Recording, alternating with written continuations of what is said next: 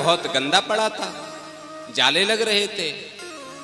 आपने सोचा इसकी साफ सफाई भी करा देते हैं, तो आपने वहीं एक मजदूर को लिया और उससे कह करके उसकी साफ सफाई करा दी।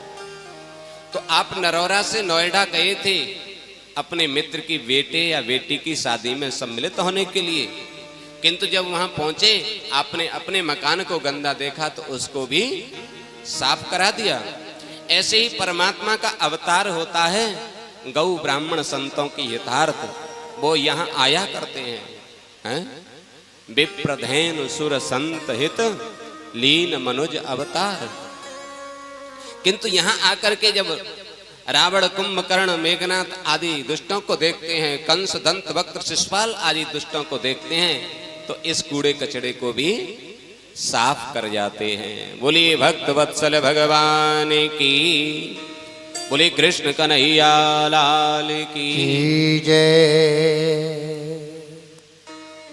परमात्मा की कृपा सब पर अहरनिश बरसती है, उसका अनुभव हम करें ये हमारे ऊपर निर्भर करता है। हमारी पहुंच वहां तक है या नहीं, हम उनकी कृपा का अनुभव करने में समर्थ हैं या नहीं, ये हमारे ऊपर निर्भर करता है। जैसे बिजली है, बिजली घर से सप्लाई चालू है, आपके मकान के बाहर जो ट्रांसफार्मर रखा है उस पर लाइट आ रही है, आपके आस पड़ोस के घरों में भी लाइट आ रही है। संयोग से आपके घर में लाइट नहीं है,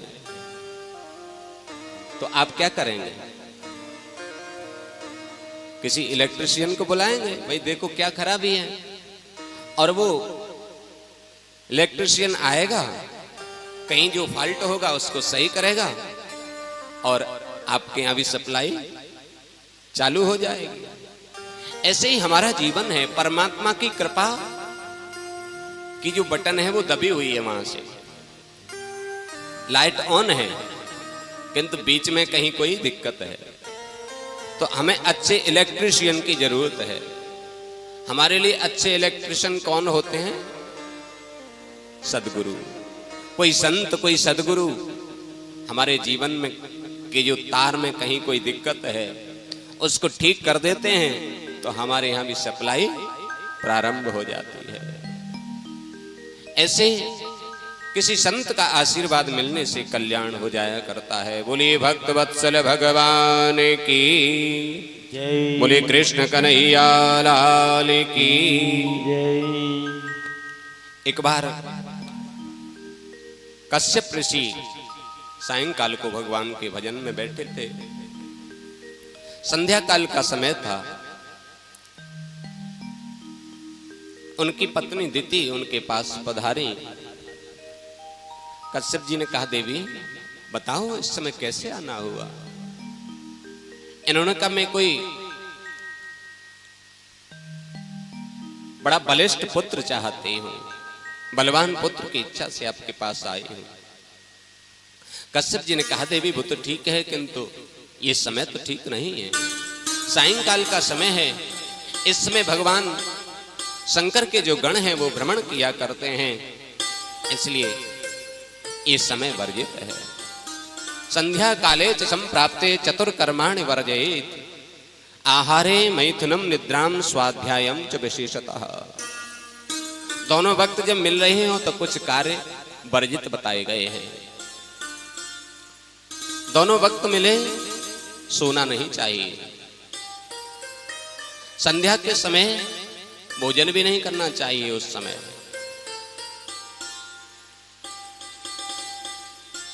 पढ़ना भी नहीं चाहिए उस समय,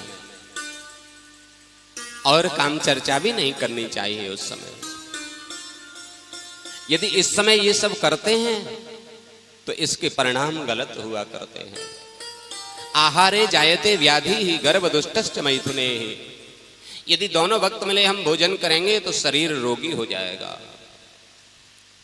यदि दोनों वक्त मिले हम सोएंगे तो हमारे घर से लक्ष्मी जी सदा सदा के लिए प्रयाण कर जाएंगे। यदि दोनों वक्त मिले हम कोई चीज याद करेंगे, पढ़ेंगे, तो वो स्थायी नहीं रहेगी, उसको कुछ काल के बाद भूल जाएंगे। इसलिए कश्यप जी ने कहा देवी ये समय ठीक नहीं है, किंतु कामा तुराणाम न भयम न लज्जा। नहीं माने तो कश्यप जी ने साफ दे दिया देवी पुत्र तो तुम्हारे एक नहीं दो होंगे, किंतु दोनों ही पुत्र दुष्ट होंगे, राक्षसी प्रवृत्ति के होंगे।